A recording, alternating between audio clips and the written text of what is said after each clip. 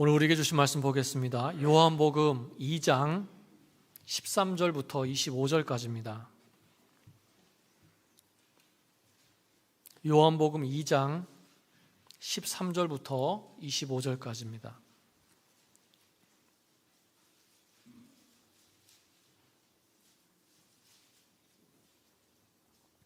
교독하시겠는데요. 제가 먼저 읽겠습니다. 요한복음 2장 13절부터 25절입니다.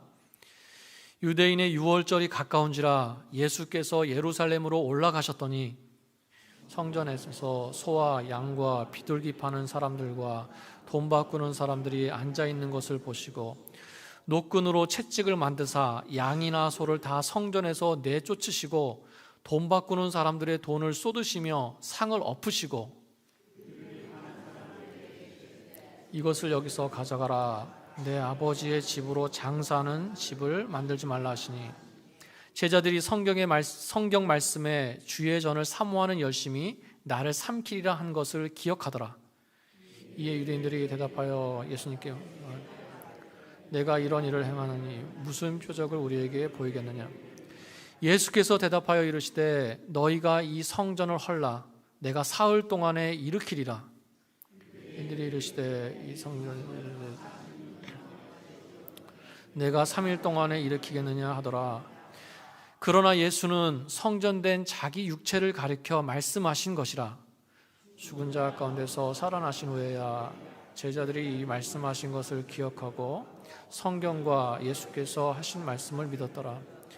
6월절에 예수께서 예루살렘에 계시니 많은 사람이 그의 행하시는 표적을 보고 그의 이름을 믿었으나 아니하셨으니 이는 친히 모든 사람을 다 같이 읽겠습니다. 또 사람에 대하여 누구의 증언도 받으실 필요가 없었으니 이는 그가 친히 사람의 속에 있는 것을 아셨음이니라. 아멘. 아멘. 우리가 지난번까지는요 갈라디아서 말씀을 가지고 복음에 대해서 나눴습니다. 이제는 요한복음 말씀을 가지고 한동안 복음에 대해서 말씀을 나눌 텐데요. 여러분 복음서 중에 요한복음은 좀 다르다는 걸 잘 알고 계실 겁니다. 마태, 마가, 누가복음은 같은 관점을 보고 기록됐어요. 그래서 이 세 복음서를 묶어가지고 공관복음이다 이렇게 부릅니다. 이 공관복음은요 예수님께서 그 갈릴리 사역을 하시는데 그 갈릴리 사역을 중심적으로 기록이 돼 있어요. 근데 요한복음은요 예수님의 그 예루살렘 사역을 중심으로 기록되어 있습니다. 예수님께서 세례 요한에게 세례 받으시고 그 다음에 광야에 가셔서 시험 당하신 후에 갈릴리로 가세요. 그래서 갈릴리 사역을 본격적으로 시작하십니다.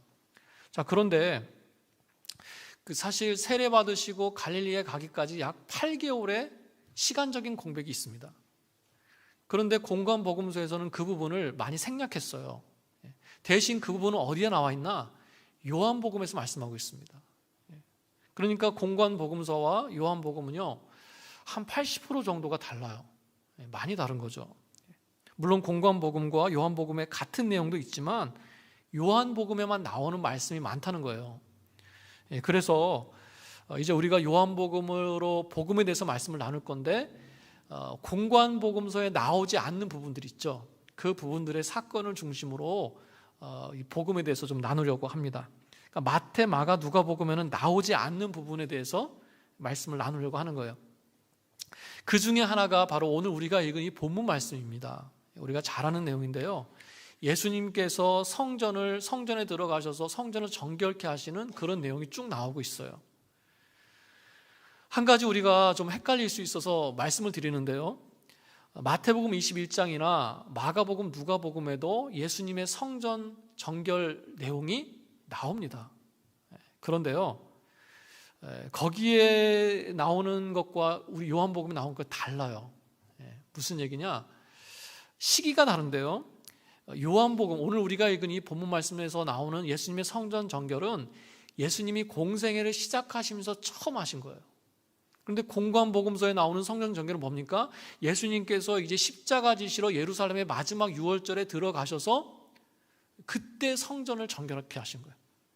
그러니까 십자가 지시기 전에 그 일주일의 시간을 예루살렘에서 보내시면서 성전에 들어가셔서 성전을 정결케 하신 겁니다. 그러니까 완전히 다른 내용이에요. 근데 내용은 굉장히 똑같습니다.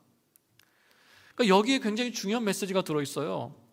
그러니까 예수님께서는 사역을 시작하시면서 가장 먼저 하신 게 성전에 들어가서 성전을 깨끗게 하신 거예요.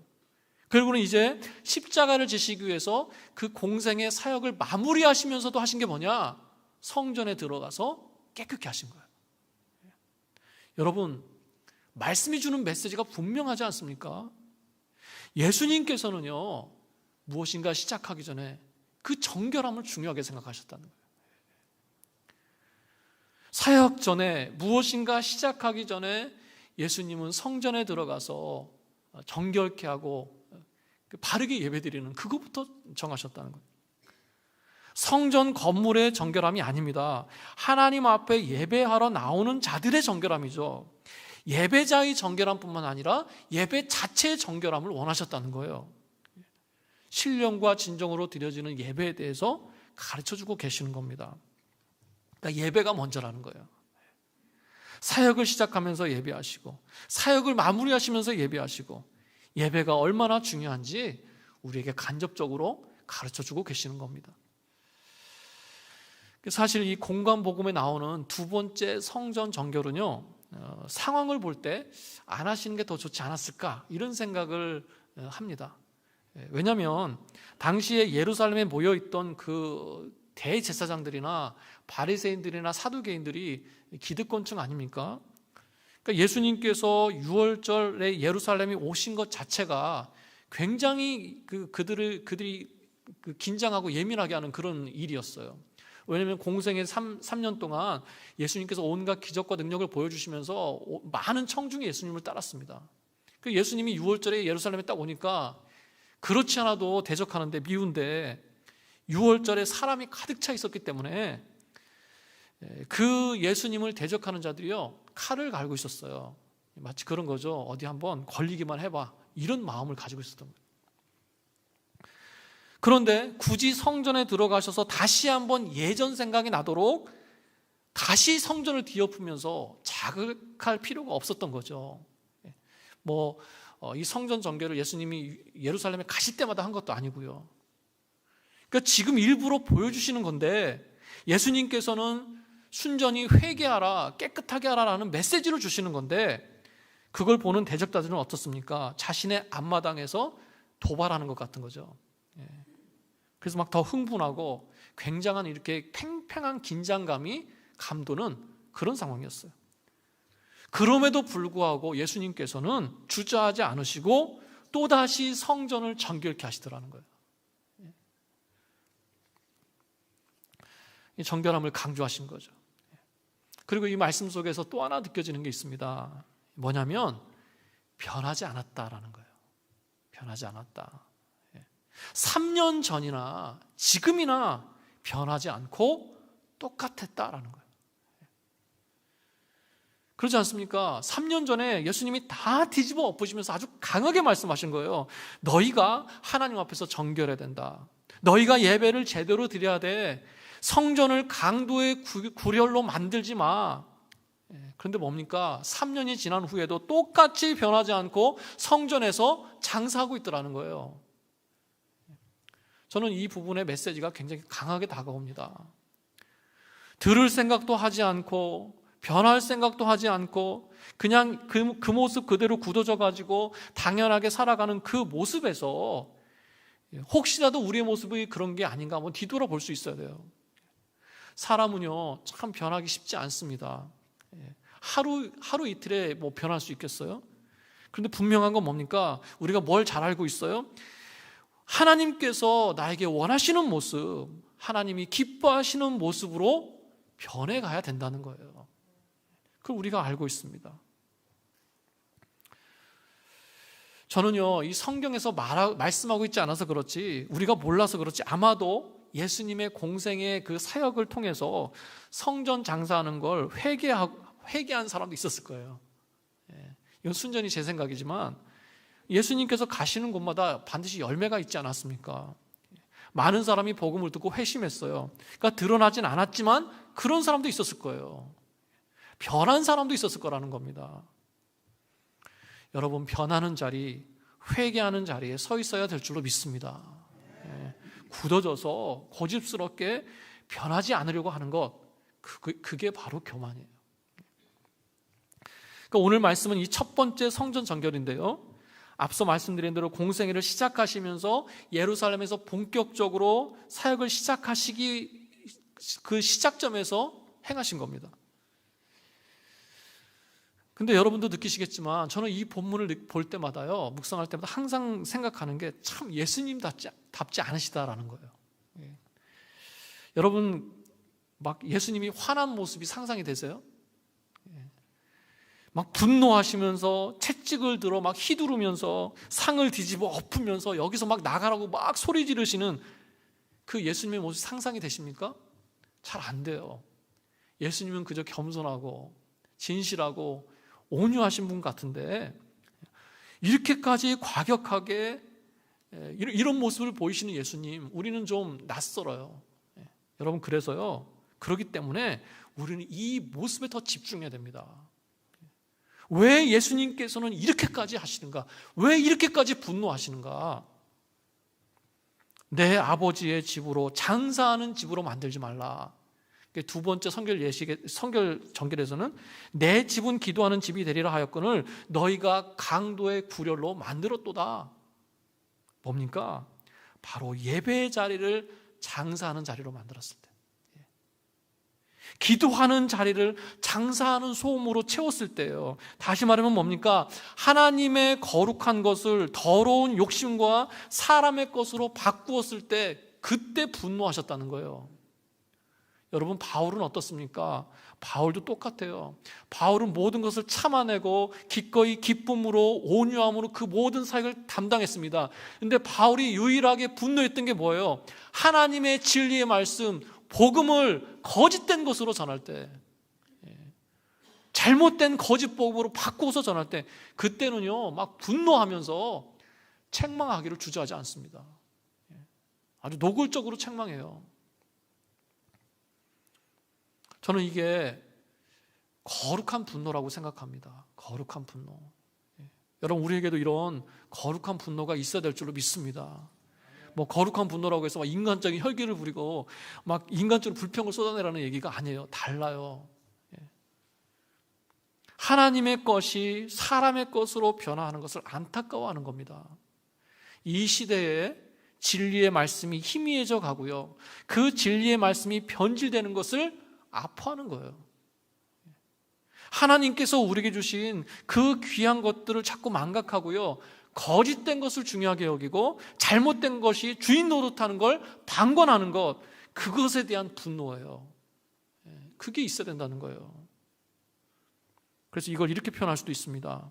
하나님께서 우리에게 주신 귀한 것들을 인간적인 모습으로 바꿔갈 때, 오히려 죄 짓는 것으로 사용할 때 내 속에 계신 성령님께서 탄식하신다.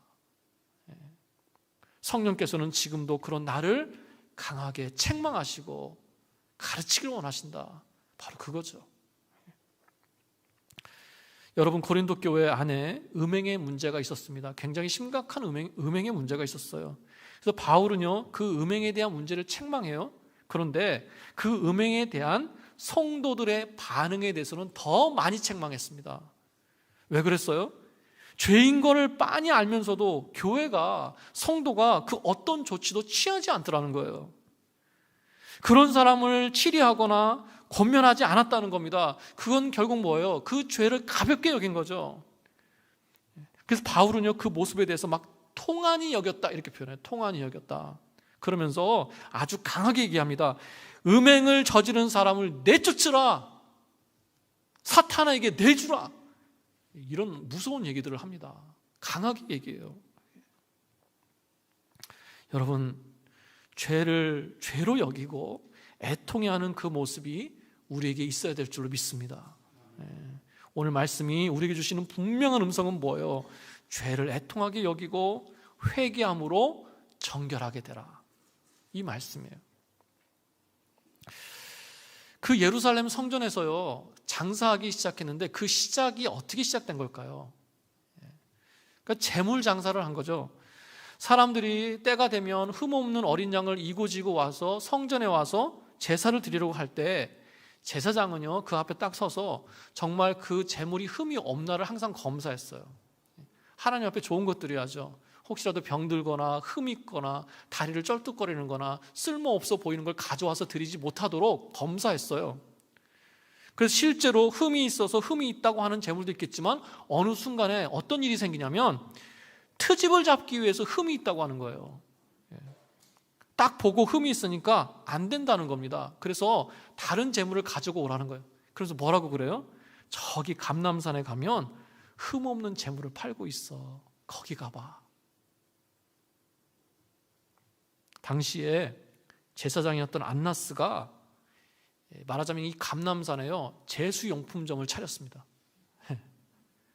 거기 가면 베들레헴에서 공수해온 따끈따끈한 흠없는 어린 양이 가득 채 있어요.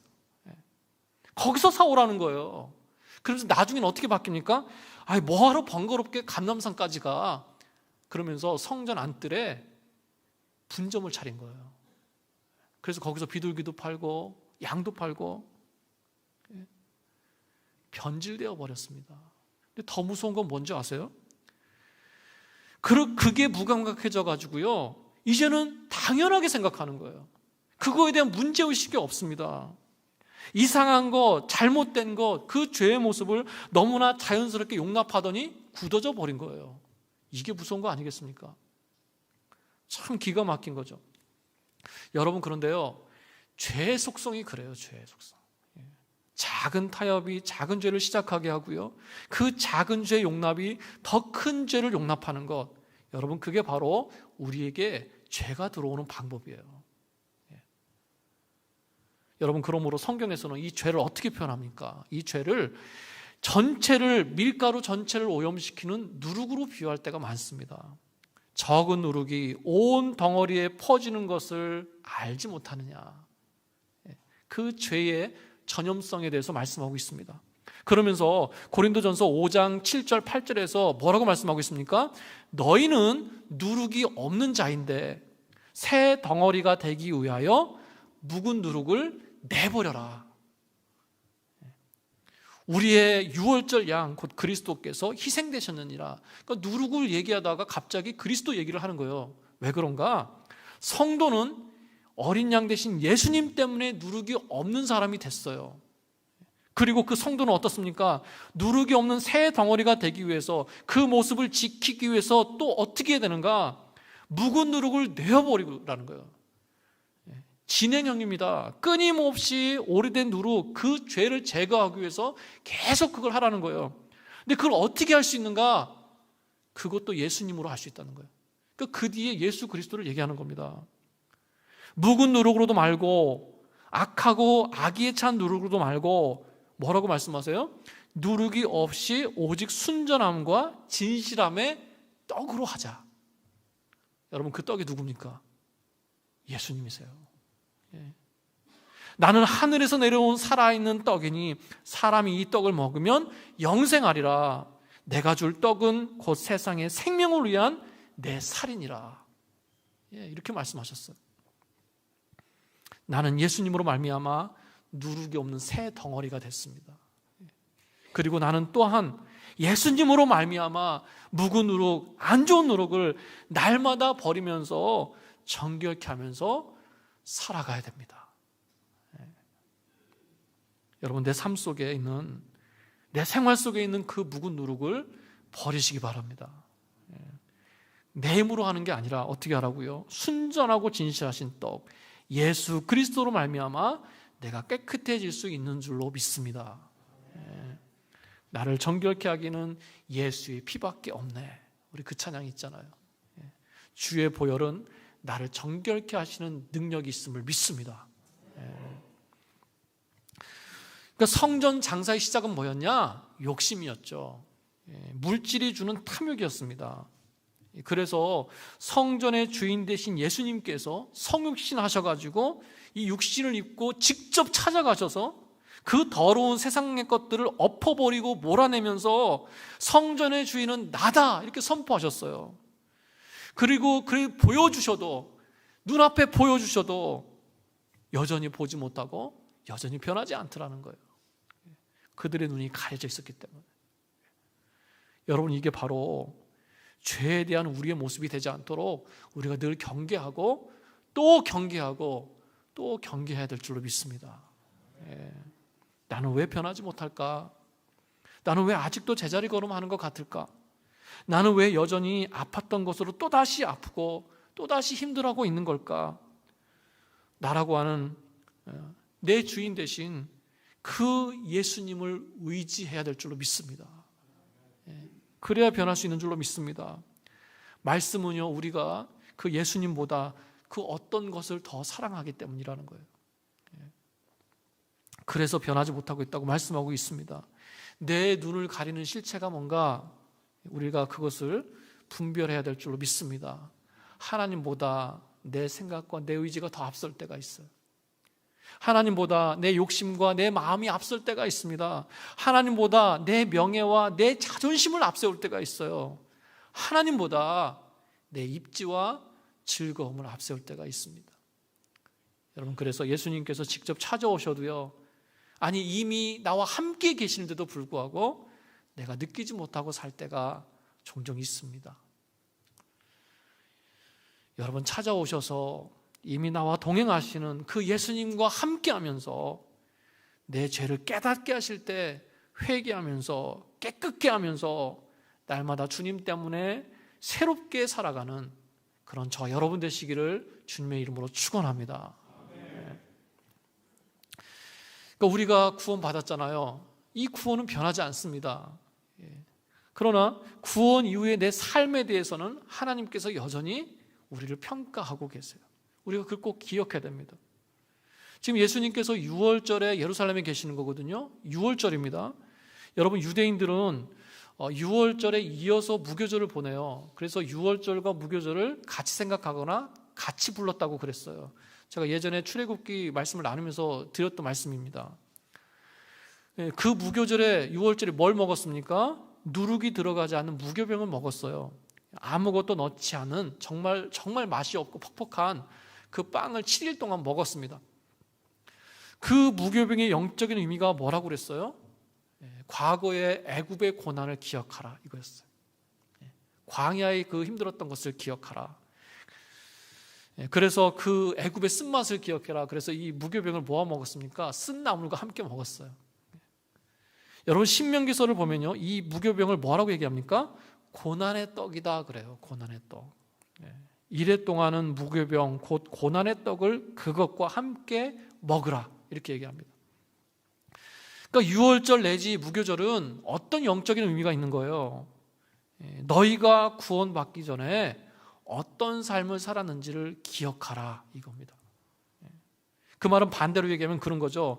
너희가 구원받았는데 그 구원의 은혜를 잊지 말고 기억하면서 살아가라. 구원의 은혜를 모르는 사람처럼 살아가지 말라, 이런 의미가 그 속에 들어있어요. 여러분, 나는 구원받은 존재입니다. 지금도 여전히 나는 하나님의 자녀로 살고 있습니다. 근데 어때요? 그러면서도 여전히 영적으로 살지 못할 때가 있습니다. 여전히 삶의 어떤 문제로 인해서 고통스럽고 낙심 가운데 있을 때가 있습니다. 아주 가끔은 정말 내가 구원받는 게 맞는가? 이런 엉뚱한 생각도 하게 됩니다. 그런데 다시 기억하라는 거예요. 또다시 떠올리면서 되뇌이라는 것입니다. 나는 구원받은 하나님의 자녀야. 나에게 구원의 은혜가 있어. 내 삶에 고난도 있고 고통도 있지만 그러나 변할 수 없는 구원의 은혜가 나에게 있어. 이걸 기억하라는 거예요. 그게 바로 영적인 유월절, 무교절의 의미라는 것입니다. 여러분, 나는 영생을 얻은 사람이고요. 언젠가 주님 앞에 갔을 때 약속된 의의 면류관을 받을 사람이고요. 나에게 준비된 상급이 있다.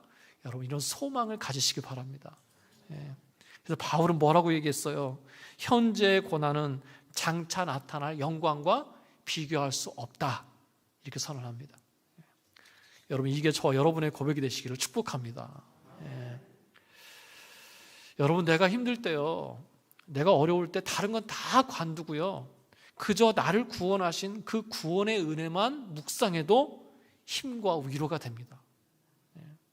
하나님께서 나를 어떻게 사랑하셨는지, 어떻게 나를 구원하셨는지 그 은혜만 깊이 묵상해도요, 내 삶에 그 커 보이는, 그 무거워 보이는 짐들이 작아지고 가벼워지더라는 거예요. 여러분, 그런 위로와 격려가 있으시기를 축복합니다. 하나님의 은혜를 되새기면서 천국의 소망을 가지고 날마다 새로운 심령으로 살아가시는 그런 저와 여러분 되시기를 축복합니다. 자, 여러분 생각해 보세요.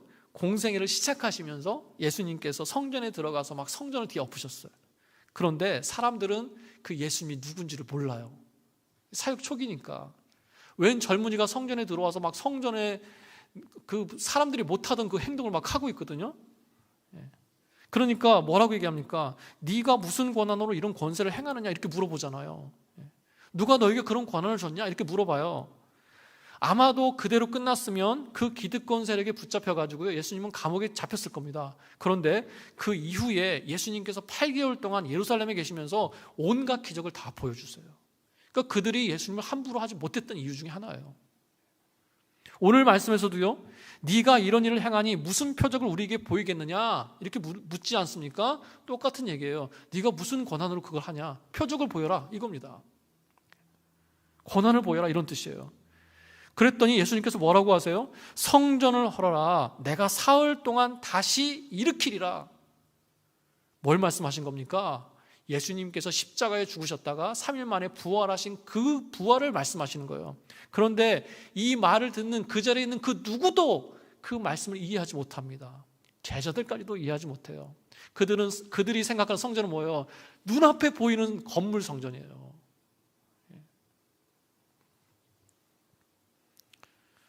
여러분, 우리도 우리의 눈도 그렇게 가려지면 안 됩니다.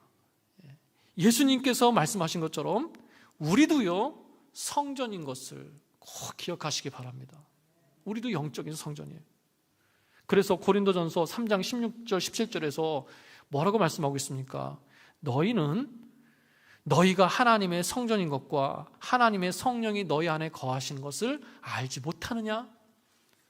누구든지 하나님의 성전을 더럽히면 하나님이 그 사람을 멸하시리라. 하나님의 성전은 거룩하니 너희도 그러하니라. 이렇게 말씀하고 있어요.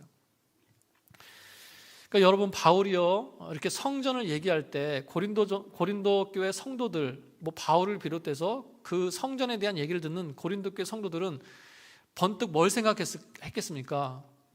예루살렘 성전을 생각했을 거예요. 바울이 이 말씀을 전할 때만 하더라도 예루살렘 성전이 파괴되지 않고 남아 있었어요. 그 예루살렘 성전을 딱 떠올렸을 건데요, 이 예루살렘 성전은 굉장히 아름다운 성전이죠. 이게 누가 졌습니까? 헤롯 왕이요, 이스라엘 백성의 환심을 사기 위해서 지어서 이스라엘 백성에게 줬어요. 그런데 당시 헤롯 왕은 건축광이었습니다. 그 성전을 지을 때 돌을 쌓아 올리지 않습니까? 근데 돌을 쌓고요, 그 다음에 그 금판을 깔았대요. 금판을 깔고 그 위에 돌을 착착 쌓고 또 금판을 깔고 돌을 쌓았던 거예요. 물론 돌에 무게가 있으니까 뭐 두껍게 쌓지는 않았을 겁니다. 그런데 그렇게 쌓여진 딱 벽을 보면 어떻습니까? 중간에 돌과 돌 사이에 이 금이 있어가지고 반짝반짝했던 거예요. 그래서 예루살렘 성벽을 빛이 비출 때를 보면요, 이 빛이 나면서 마치 성벽을 금으로 지은 것 같은 그런 빛이 있었다는 거예요. 그래서 해가 질 때 그 석양의 붉은 빛과 그 성벽의 금빛이 어우러져 가지고요, 그렇게 아름다웠답니다. 우리 본 사람들은 없으니까.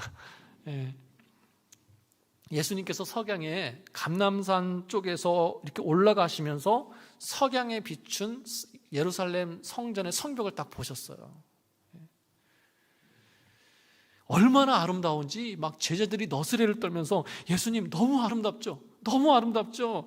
얼마나 아름답습니까? 막 이렇게 얘기할 정도였어요. 그런데 예수님은 뭐라고 하십니까? 돌 위에 돌 하나도 남기지 아니하리라. 남지 아니하리라. 주 70년 후에 로마 군인들이 쳐들어와 가지고요, 그 성전을 무너뜨리는데 그 돌 사이에 있는 금을 빼내기 위해서 완전히 무너뜨려요. 정말 돌 위에 돌 하나도 남지 않습니다.